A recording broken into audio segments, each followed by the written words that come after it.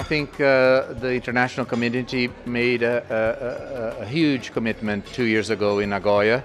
We agreed on the agenda for this decade with 20 global targets for biodiversity, and we agreed on 2 protocols. So I think the agenda is set.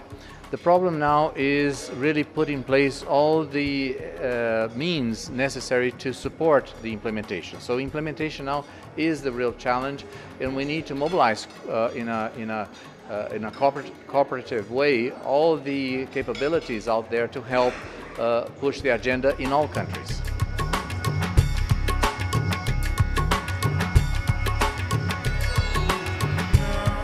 Well, the idea behind the pavilion is that we establish a platform where partners can come and share ideas and best practices and the latest science on issues that are relevant to the implementation of the 3 conventions and that link together the issues of biodiversity, sustainable land management, and climate change.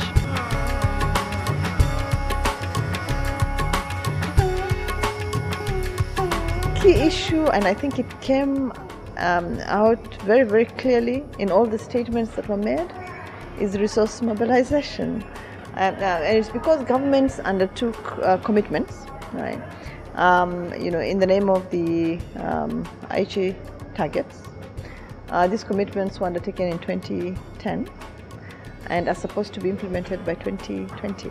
We have come here basically to raise awareness about the degrading environmental situation inside Tibet. As you know that, like in the past around 5 decades, the environmental situation has degraded, especially there has been a huge melting of glaciers, degradation of the permafrost layers, and the grasslands are now being converted into desert. And then because of that, there are Chinese policies which also come into the act. Ecosystem-based adaptation are natural solutions based on natural resources and ecosystems for looking at climate change adaptations, that is reducing the impact of climatic changes, as well as helping people to build resilience and adapt to the climate change. The CBD this year has been organized by India, and India is looking to be a champion.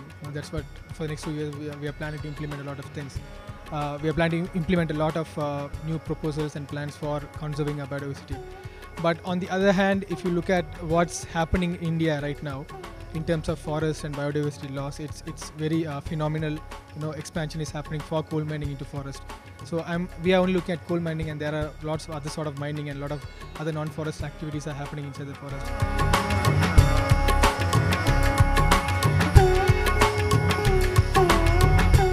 Well, I think that Rio +20 was a great success. If you remember that it was a sustainable development conference. Many people who were more that had a tendency to think that it was an environmental negotiation were a bit surprised with the results. But the fact is that the environmental issue has gained importance in international negotiations since the moment that they were put in the context of economic, social, and environmental sustainability. Well, of course, there is a long history of establishing marine protected areas, especially within national jurisdiction, close to the coast. And many countries have engaged in a very active program of establishing, marine protected areas. Many of those are in relationship to local communities, local fishermen, small isolated outposts, where they can exert some stewardship of the resources they are exploiting. So they are very, very well designed in that sense, and they do have a lot of support from the local communities. These are the most successful examples.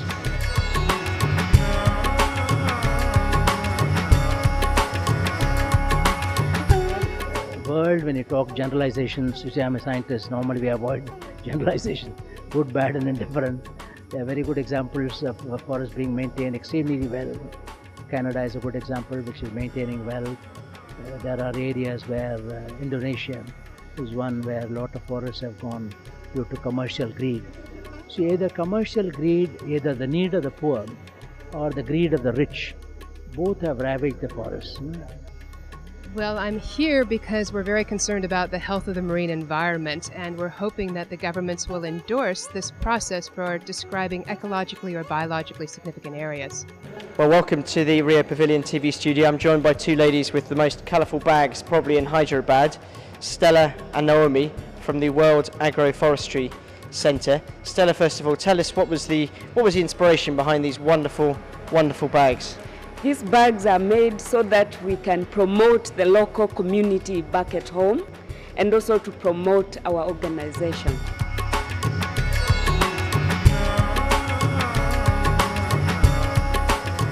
I think that decade was seen perhaps as a decade when there was more opportunity to do things.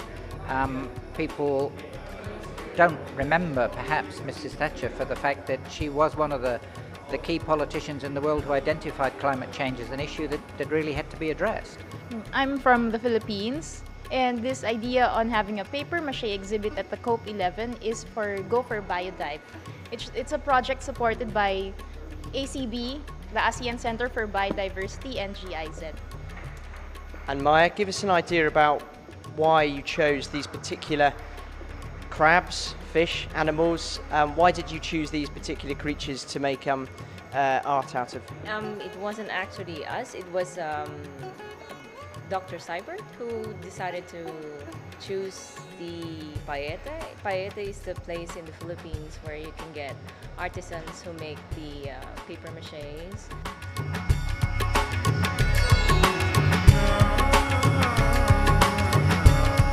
I think one of the takeaways is something that has been stressed very strongly by the CBD Secretariat, by Braulio Diaz in particular, which is the vital importance as we go about trying to meet the targets, the HE biodiversity targets, of greatly increasing the availability of knowledge and of monitoring of the status and trends of biodiversity, because of course if we don't know what the baseline information is, how do we know if we're getting anywhere near meeting those targets?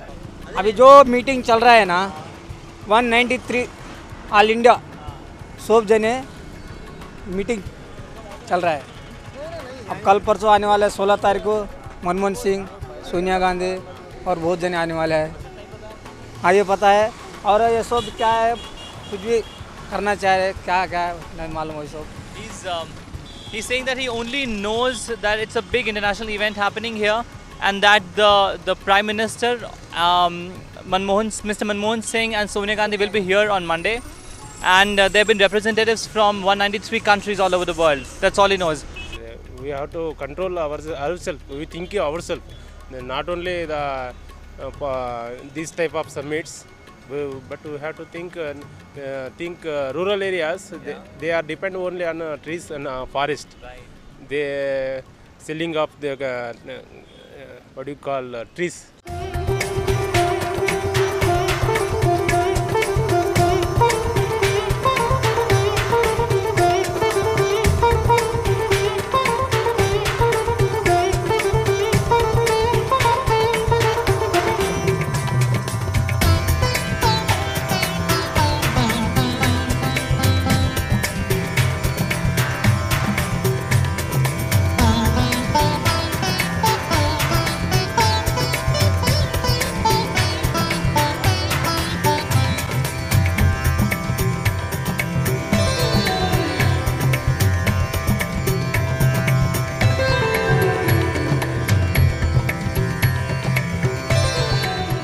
We can further build on what has happened in Nagoya and since Nagoya. In Nagoya we got the protocol on benefit sharing, and we got the 2020 Aichi biodiversity target.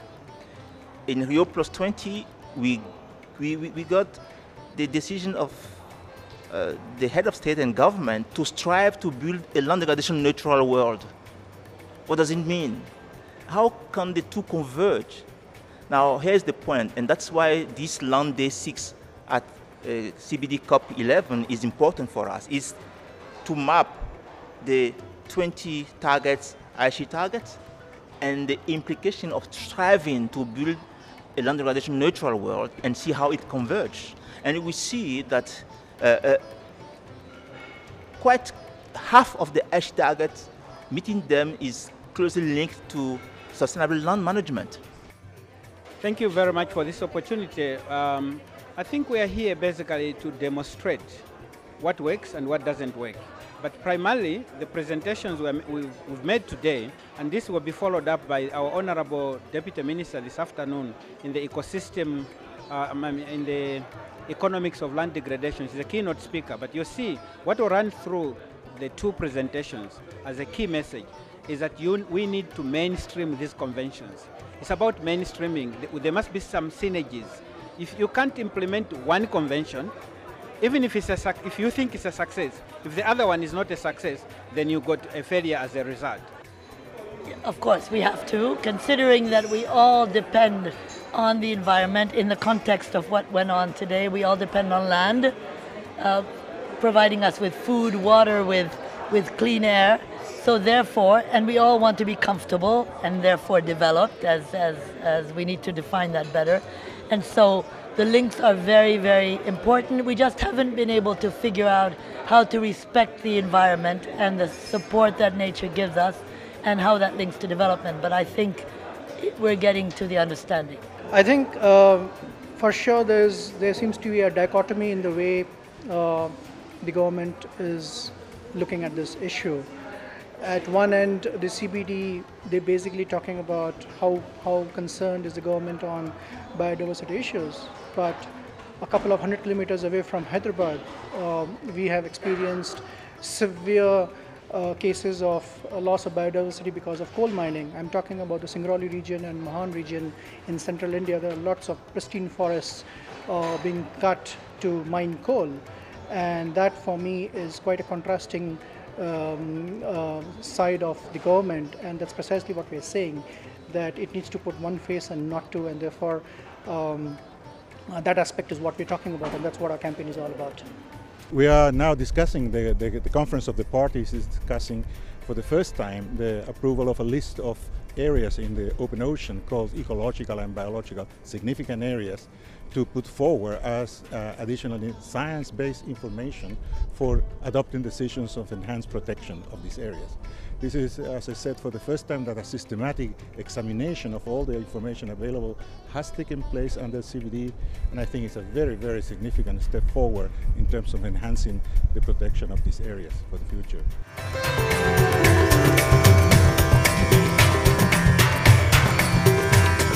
Whole question of biodiversity and the preservation of the natural environment is a very critical component of our survival in the British Virgin Islands, because the economy in the British Virgin Islands is based primarily on financial services and tourism, and in large part our tourism is based on the environment, because 70 to 80% of our visitors visit the country to enjoy the waters, the natural marine environment. And so the preservation of our marine environment is critical to our survival. I was, of course, happy with the 50 million pledge, but even more I was happy with the political commitment and the understanding of the importance of the biodiversity which he showed in his speech. So, you know, at the end of the day, money it's important, but even more it's important that you understand why biodiversity is standing for. Well, this is the fourth one in our series of little books, which tries to make complicated things simple.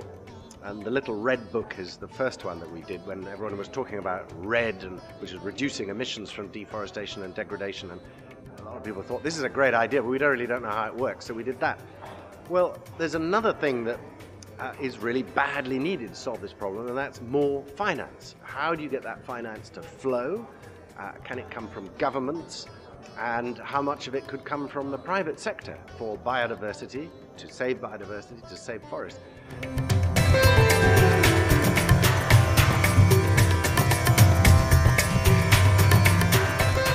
Thank you. Welcome, ladies and gentlemen, and I'm delighted to be able to comment here on the significance of biodiversity for the eradication of poverty. Those of you who were here yesterday would have heard our Prime Minister, Manmohan Singh, say that biodiversity is a significant part of the GDP of the poor, much more significant than that of GDP itself. And in fact, he was mentioning one of the key results, one of the key findings of the TEEB study called the Economics of Ecosystems and Biodiversity. The GDP of the poor is important because it is income in the hands of the poor that we have to focus on. And our study found that, to our best estimates, the value that nature delivers to the poor is huge. After all, if you lose nature, then it is the poor farmer whose fields suffer from a lack of nutrients and fresh water. I would say that basically, in terms of actually raising awareness, what is true of almost all of the things of Rio, in terms of raising people's awareness of the importance of biodiversity, I think we've been very successful. In terms of actually getting countries to protect biodiversity through protected areas and other measures, I would say I would give 50% marks. It's certainly true that restoration is a younger sister to conservation. It's only about 30 years old in its current form. That is a science-based and community-based approach to addressing environmental ills at local levels. Restoration is always done locally, and it's not about species alone. It's about species and their habitats and their communities and the ecosystems as a whole of which they're part. The basic premise is that we can repair ecosystems that have been degraded by human activities. This is a relatively new idea. Well, this is the fourth one that I've been to now. I was, of course, there in '92 when they were born, when the conventions were born in Rio de Janeiro. But I've been to 4 since then, and this one, it's hard to tell right now. It looks good. Nagoya was excellent. Nagoya really, I think, was one of the most important conferences relating to the environment ever, because we came up with the Nagoya Protocol on Access and Benefit Sharing, and we came up with these very important Aichi targets. But we pushed the big question of financial mechanisms to this meeting. Now it remains to be seen in the next couple of days what comes out of this. I think so far it's been good.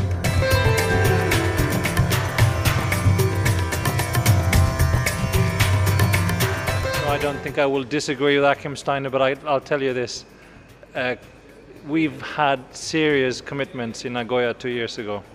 And if we don't find the money to put action behind those words, we will not get conservation. We'll get conversation. And we don't need conversation. Of course we need to reflect and do some good analysis, but in order to set the ambitions in motion, cash is key. Unless you get the resources, and this is of course most important in developing economies, where they need to provide for, their budgets will need to provide for all sorts of needs. Biodiversity conservation, unfortunately, do not always rank up on the top 10 list of things that government think they need to do. Can we have a conference focused on the environment these days without climate change perhaps not being mentioned in all the texts, but being the hidden elephant? It is impossible. Climate change is rearing its ugly head everywhere, and I think now that it's more or less accepted that climate change is probably the biggest threat to biodiversity in the long term, and we have to. The way we're protecting biodiversity now has to change or adapt itself and factor in the effects that climate change will have on biodiversity. For example, one big issue in biodiversity is invasive species. And one of the big worries of us all around the world is how are invasives going to react to climate change? Because they're very good at adapting. Will it make it even more difficult to eradicate them, especially plant species? What about the marine species of invasive species? So there is no way now that we can look at the future of the biodiversity of the planet without factoring climate change big time. I'll tell you what, coming to this conference, obviously I was very keen to see how other countries are performing in terms of compliance, to the CBD requirements and conferences. And obviously Zambia, we've had our own report in progress. So I was very keen, and I think I found that useful to hear how the other countries, what they're doing and the measures they're implementing.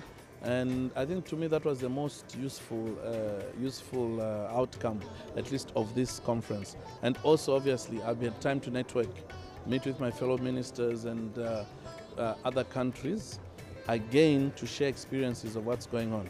So I think that puts me on a very good footing to see a Zambia where we are or where we are not. And I think that has been very, very, very useful.